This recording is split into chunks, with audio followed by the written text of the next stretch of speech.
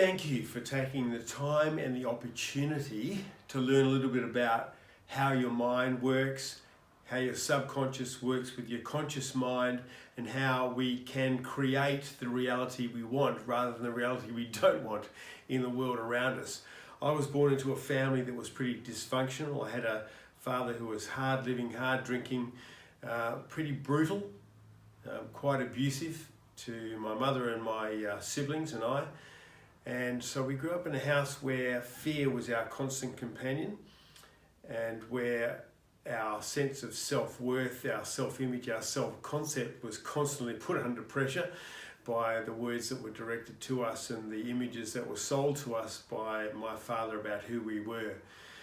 So I grew up with a pretty poor self-image, and at one stage was pretty depressed by that.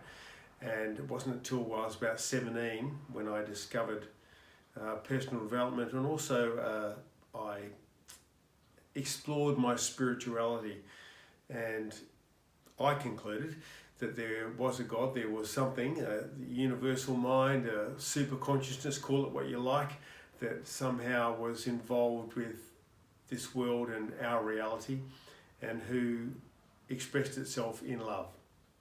That changed my kind of view of the world, and also gave me some strength and also a fire to know more and to explore who I was in the middle of all that. So came out of pain and discomfort, poor self-image, and discovered that there is a world that I could actually control. That world that I could control came through my own mental framework, how I thought about the world, how I acted in the world, how my emotions then triggered my reality. So let's talk a little bit about that. The brain is an amazing thing. I'm a physiotherapist by profession, and neurology wasn't my strong point when I was at uni. In fact, I failed the unit and I had to repeat it. But when I did the repetition of it, I discovered a new insight. And it really led me into exploring neurology, particularly the brain, with a kind of a newfound sense of fascination. The brain is made up of neurons, that is, cells that link one to the other. And all our memories, all our actions are formed by neurons linking one to another and forming a framework of neuronal activity that then produce that function or that thought or that attitude or that personality. And all of that, most of that, is plastic. What do we mean by that? It can be formed and unformed. It's interesting that when we're born, probably only about 20% of our neurons actually have structure, and that's to take care of our basic bodily functions, etc. But as we go on in life, more and more connections are made between this neuronal soup that exists in our brain. And we are just the product of the connections that are made, particularly in those early 6 years of life. We have what we call mirror neurons. So in those first 6 years, because we don't yet have the capacity to think fully and to choose our own path, we react to our environment. We mirror the things that are seen and said to us, such that we form those neural pathways, and they become our fundamental beliefs about our world and also about ourselves. So if you've had a fairly negative first 6 years of life, you can bet that that's made an imprint on your psyche that is sometimes lifelong in its effect. So how can we change any negative programming that's occurred in that period? How can we get beyond this sense or poor sense of self to a greater awareness of that we can become anything we choose to become, and do anything we choose to do, and have anything we choose to have? That's where I come in. So how do we make neural connections that are going to change that previous reality to a new positive reality? First, we have to have an awareness.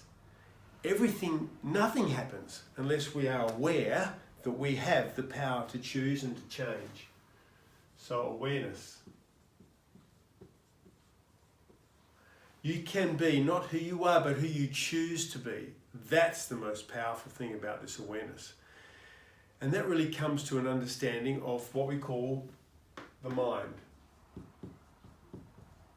Obviously, the mind comes from our brain. Well, as far as we can tell, there's also neurons in the heart, also neurons in the gut, and they may actually contribute to our sense of self and sense of mind. But let's go with what we know so far. So the brain has what we would call a conscious part, conscious and unconscious. What happens with the unconscious mind is that that's all about making things habit. When you think about it, your brain has to work efficiently. If you were to be aware of everything around you, you would go crazy. We are thought to have probably up to 50 million pieces of information bombarding us at any one time from our body and from our environment. If we were to be aware of all that, it would be too much. So our brain pares back the amount of input that allows us to perceive. So most of the rest of that gets dealt with by our subconscious. And any behaviors, any thoughts, any life philosophy, any self-image becomes imprinted on the subconscious so that we don't have to think about it anymore. Your brain just does it. It becomes a habit of thinking about our environment and about ourselves. Now that's really interesting because we become only what our brain connections have structured us to be and what we now believe ourselves to be. But we can change that belief. But so we've got the subconscious, which is operating unconsciously, automatically, habitually, so that it frees up time, space, and energy in our brain to deal with our immediate environment. So how can we change that unconscious picture if it's not serving us in who we want to be and to what we want to have in life? Well, that comes down to being aware of the thoughts we have, the words we speak, and the pictures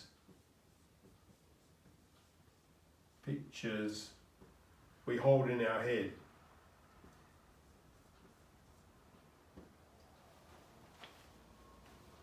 Because we all are programmed. Probably they think 95 to 90% of what we do every day comes out of habit. Habitual ways of thinking, habitual ways of doing. And that's great when it's working for us, when it's taken a load off our mind so that we can devote to other things. But if we're not devoting it to anything positive, then it works against us. So we need to change the thoughts we're having, the words we're speaking, and the pictures we're holding if we want to change to a more positive image of ourselves and a more positive life that we have. So how do we do that? There are a number of psychological tools that we can use. The first one, in changing the words we speak, we call them affirmations.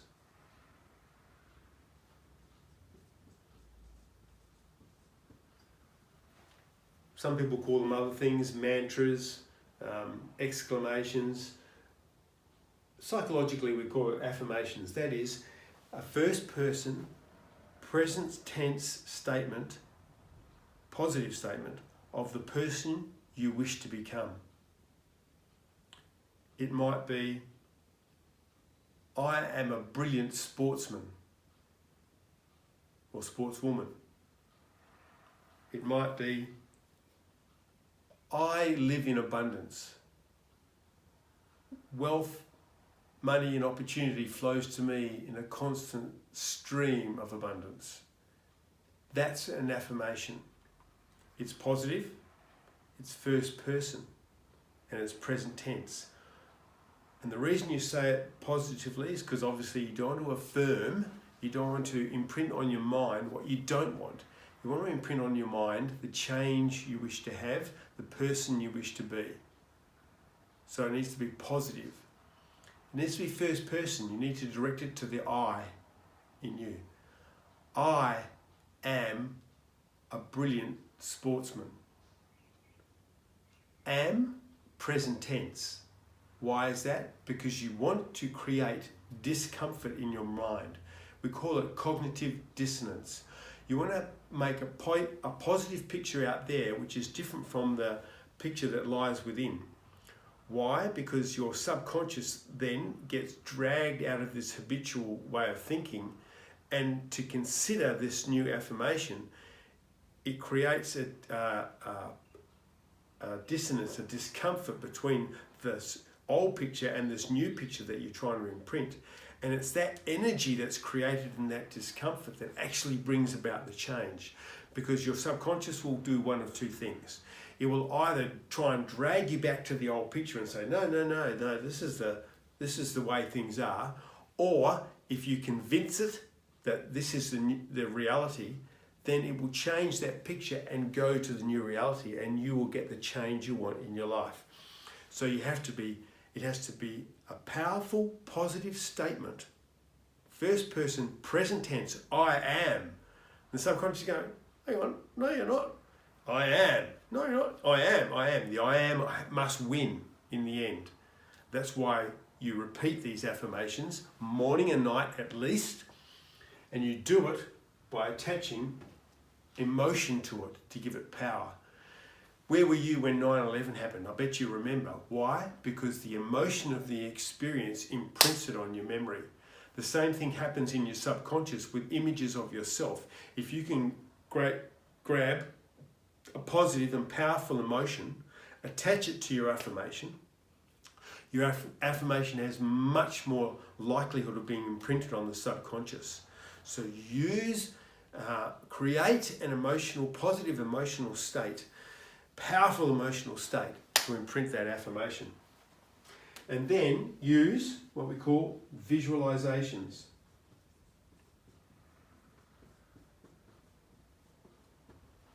After stating the affirmation, take time to see yourself being that person and make that image as real as you can. The more real it is, the more power it has to imprint on the subconscious. And in your visualization, attach emotion to it again.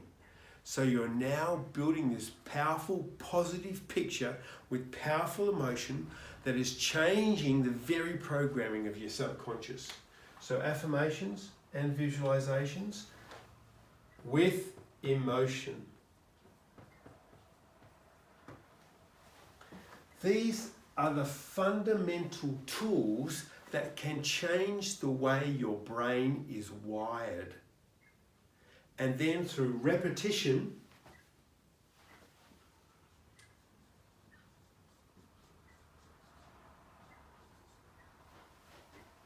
you imprint it.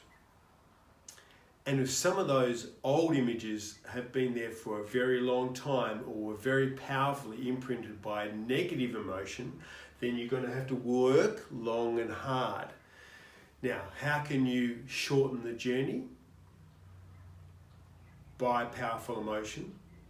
Or you can see an experienced hypnotherapist to get past that conscious mind and do some more powerful imprinting on your subconscious, if that is something you'd like to pursue. But these are the basic tools for changing even your personality and what you want out of life by changing this programming of the subconscious mind and bringing it forward and creating a new reality. You have now the choice. Choose wisely and choose a future that serves you and that where you want to be. Thanks for listening. Now, if you've if you're excited by these prospects, we go into it obviously in a lot more detail in my course.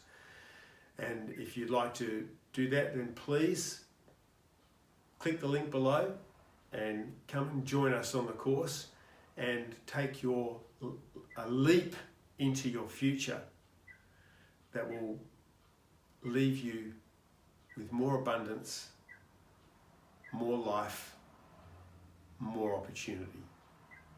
Thanks for following along. Catch you later.